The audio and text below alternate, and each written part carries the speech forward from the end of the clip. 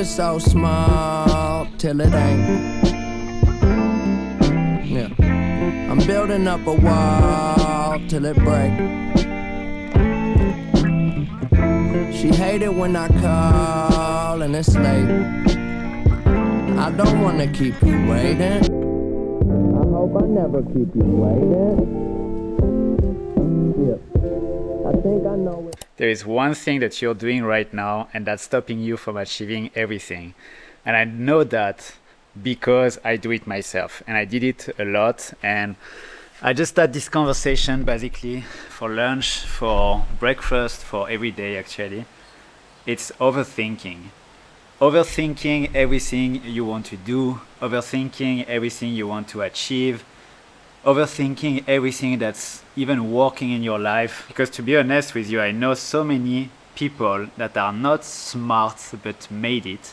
And when I say they are not smart, I don't mean that they are stupid, but they are just not different. They are not people that you meet the first time and you're like, wow, this kind of guy is really different. He's super smart, he's way above me, he's like on another league. No, I'm talking about people who are just totally normal and they made it. I'm 34 years old, I'm still not multimillionaire, and there is people next to me that are my age, even younger than I am, and they are already fucking rich. Like they already made it. They have a lot of money and they made it by doing one thing. They take action. They just do the thing. When they have an idea, they just do the thing. They wake up the next day, they do the thing. They don't even wake up the next day, they start to do the thing right now. And I had this conversation not long ago with two friends of mine that are worldwide DJ. They are known everywhere in the world. They travel around the world. They did like one hit in 2014. I'm sure you know the music. And I had a conversation with them. I think it was about 2 months ago. We had a dinner in Bali.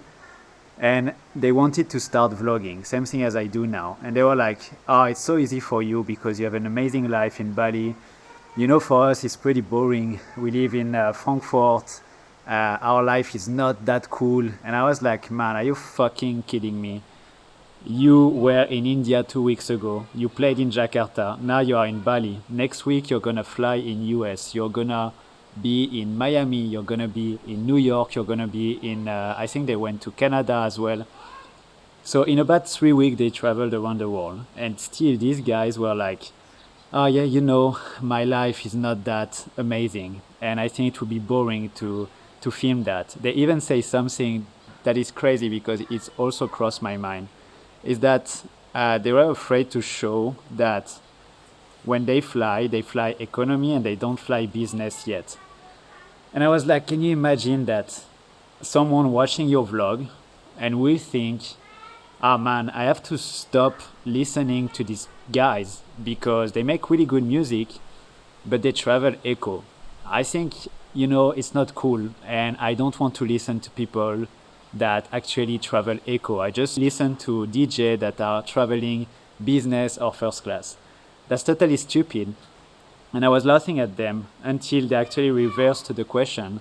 And they were saying, yeah, your life is beautiful here. And I was like, yeah, you know, it's not boring, but I live in my house. I'm with my fiance. I do the same thing every day. I go to the gym. I work. Like, you know, there is nothing special about what I do. But the thing is that they see my life in a different angle that I see mine. And it's the same for me. I see from an outside point of view that their life is just amazing. But it became so normal for them to travel around the world, to spend all this time with these amazing people, to go in all this huge city everywhere in the world, that they just forgot how special their life is. And I feel like it's exactly the same for me, that I think my life is boring, but the truth is that I live in this really nice villa. I live in Bali. I'm free to do whatever I want to do every single day. I go in this amazing gym, and seeing my life from a different perspective, yeah, I used to dream about the life I have now. Like 6 years, 7 years ago, if you told me that this would be my life, I would be so happy. I was literally dreaming about that. But you just forget, because what you do every single day becomes just your routine, and it's just normal for you. So all of that to say that overthinking really stops you from doing anything in life and stops you from actually achieving any goal, because you will always put mental barrier in your brain that will just stop you to achieve that and just stop you to take action to actually do the thing.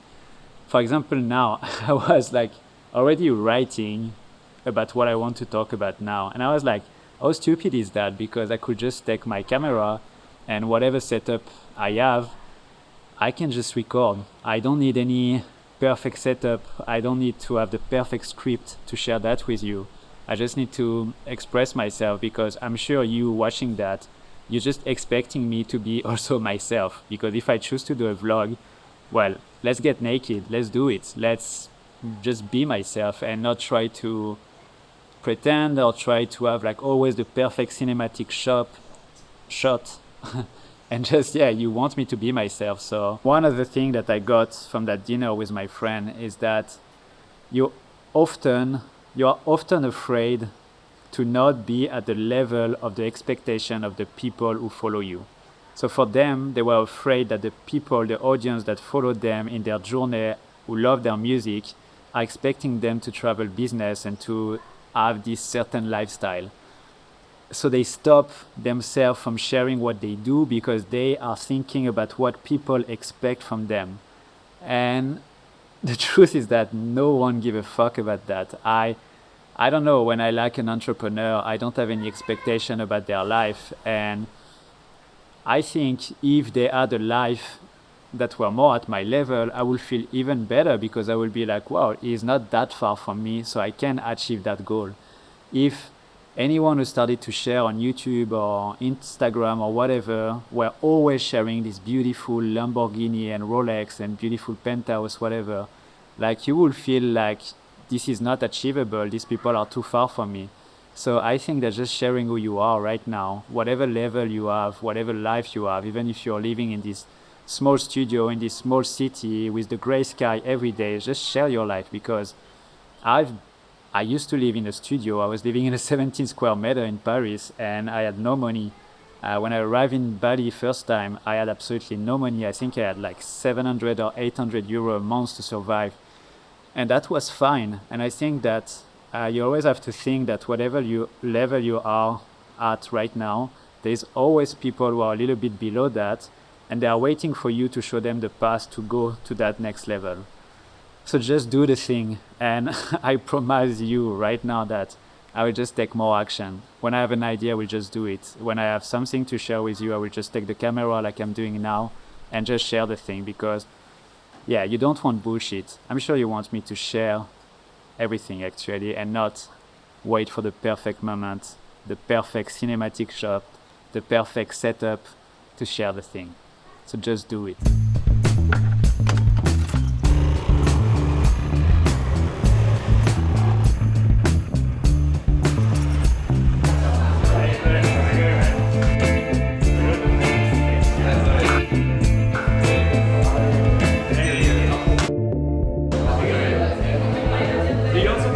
Yourself for all the content you make?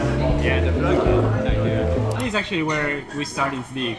Last time we were here, and we came here that we were very broke. Like very broke. Extremely broke. Like we were eating only one rooms for a month, so there was no way I would not get sick. So we had to get sick at some point.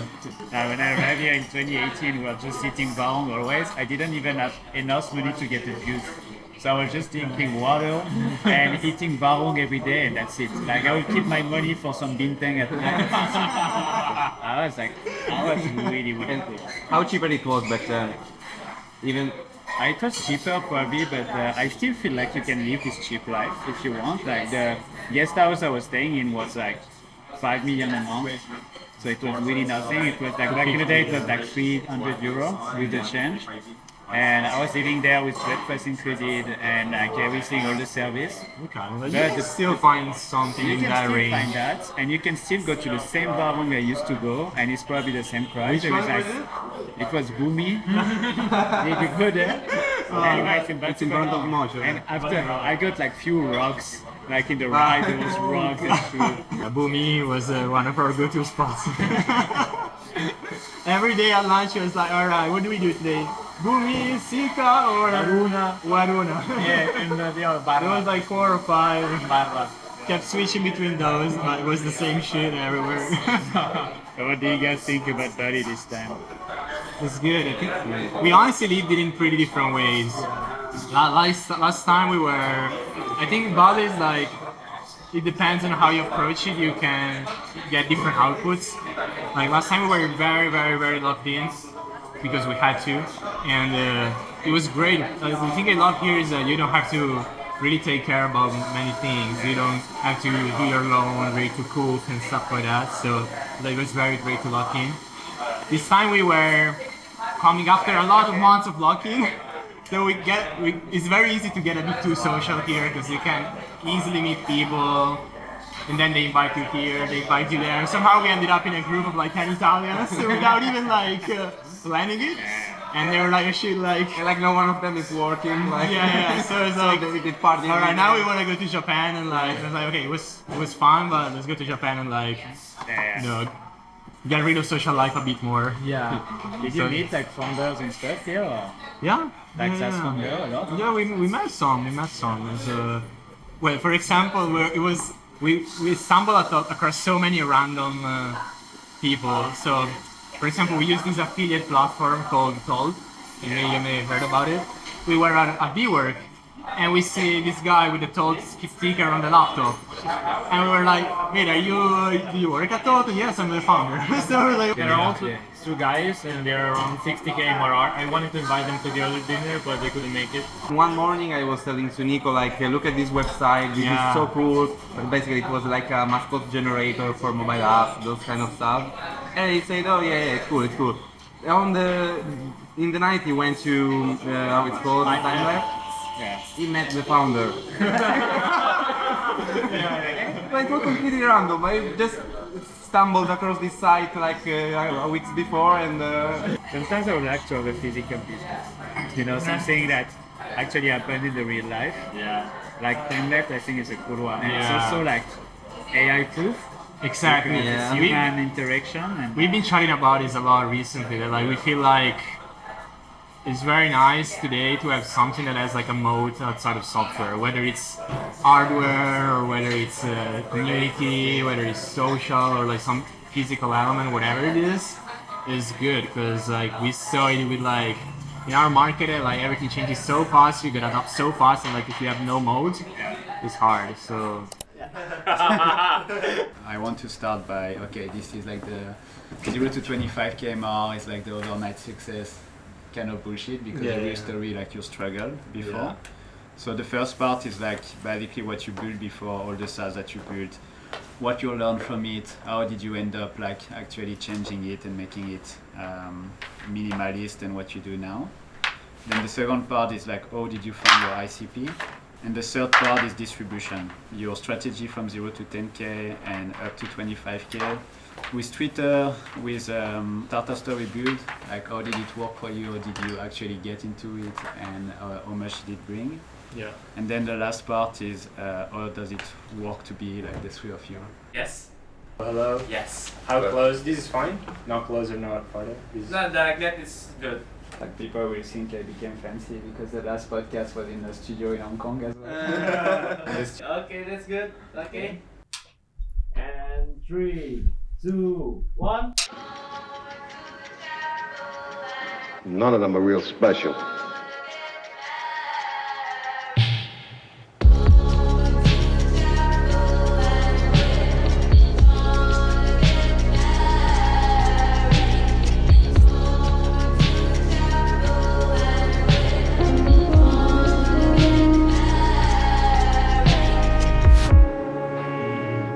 What are you frightened of?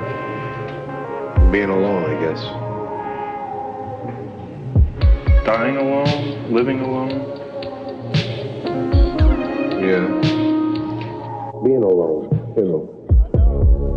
I wanted to start by Thunder. When there's too much info, like people tend to freak out a bit, especially in our space. Yes, I'm very curious about what you have set up and what it can do for our company. So it's been over 2 months now that I joined Distribb, and I thought I would give you a quick update of everything. because we are now the 2nd of June, May is over, and this month has been crazy for me. If you were here for the last video that I uploaded, in 2025 I was basically making zero. Now in May I generated, this is not my income, this is not profit, this is what I generated. I generated $24,000. In this you can count Distribb, so my SaaS, Profitable Founder Club, so my community, different partnerships or sponsorship that I got, and different ads on YouTube, X, etc.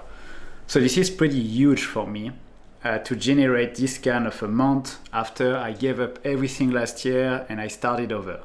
So I'm super happy about that because now it's only the beginning. I know that month over month it will just increase. Now I want to focus on Distribb because Distribb has been the biggest project for me since maybe a year, even more. And I joined a bit over 2 months now, and we were making, when I joined, $7,400 a month. This month we closed it at $12,700, which is pretty insane. It's about 4,000-5,000 more than 2 months ago, and we are growing pretty fast. It was long to start because if you remember, we rebranded everything at the beginning, so it was called Rebel Growth, and we called it Distribb.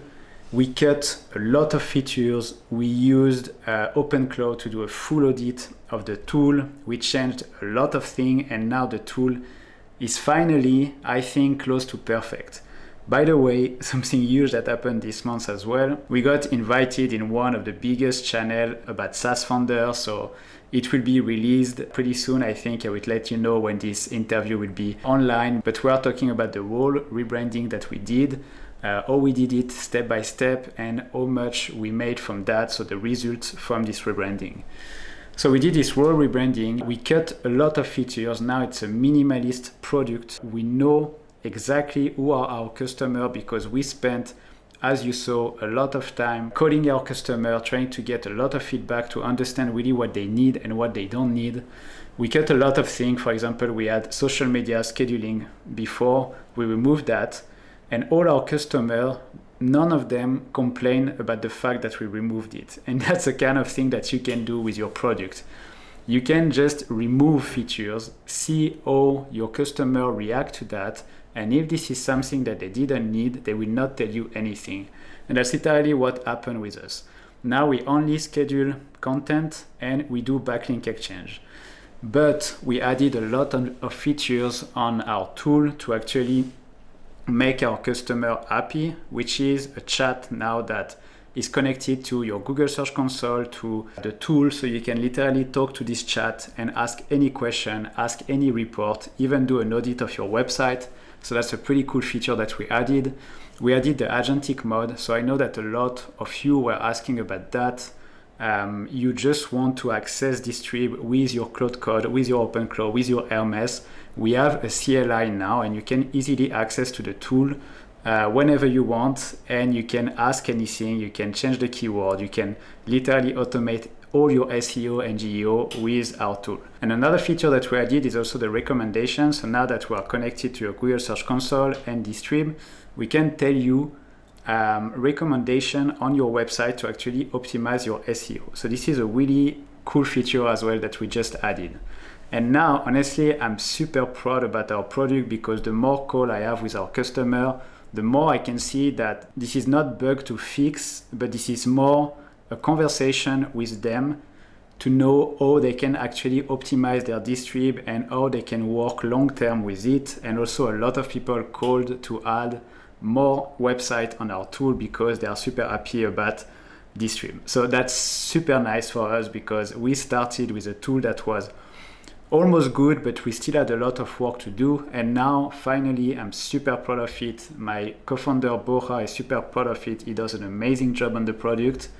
So yeah, super happy about that. A lot of you asked me to talk about distribution. So what do we do for our distribution? It's pretty easy because right now we are still full organic. We are mainly pushing on X with my co-founder account and mine. We are now pushing on YouTube, so we did daily video on YouTube, super simple video, a loom, we record our screen, we just publish almost without editing. Then Borja started to do reels on Instagram, and he's so good at it that it's getting viral already, and we get customers from that. And except that, we kept the same thing. I still push it on X, I push it on my podcast, and we push it only organically. We try different things. We go also on Reddit. Of course, we have a lot of leads coming from SEO because that's what we do. And also we got leads from AI. So the last few calls I had with my client were mainly people who come from AI, which means that they are looking for a tool, AI software to optimize their SEO, to automate their SEO, and they find us on AI, so ChatGPT, Claude, Grok, etc. And that's something that we've been working on, and that's also what we do automatically on Distribb, which is make sure that your product rank or get recommended by ChatGPT, Claude, Gemini, etc. So that's all the distribution we do right now. We didn't start the ads yet, but we are going to do that. Now that we have a product that works, the churn gets lower, we are, I think, ready to launch some ads to see how it works. I also did my second group call with Profitable Founder Club, which is a mini mastermind where we call bi-weekly. It's pretty amazing to see how much they are willing to help each other. So sometimes during the call, I almost don't say anything and they are just helping each other on a specific problem. So it feels like it's working. That was a bet on my side to create this community. I wasn't sure how it would work, but they are all pretty happy, and I'm also pretty happy to be in the middle of this smart founder group where I can also get help for Distribb. Tomorrow actually we'll get our first Q&A with Nevo, which is a guy who just went from 20k MRR to 113k MRR in about, I think, 3 months, the last 3 months. And he will come tomorrow to actually answer to all the questions of our members, and he will also present how he did it from 20k to 113k MRR. So I repeat myself, but yeah, everything is working right now. I'm on a good strike. I will keep going in that direction because I feel like the momentum is here. I love doing everything I'm doing. I love doing this vlog. I love doing my podcast. I love working on Distribb. I love taking care of this community. So for now, everything is finally working, and I can tell you that this is a super good feeling to have after all this struggle of 2025 to be finally working on something that works compound. And I can see that I'm really not far to reach all the goals I set to myself back in 2025.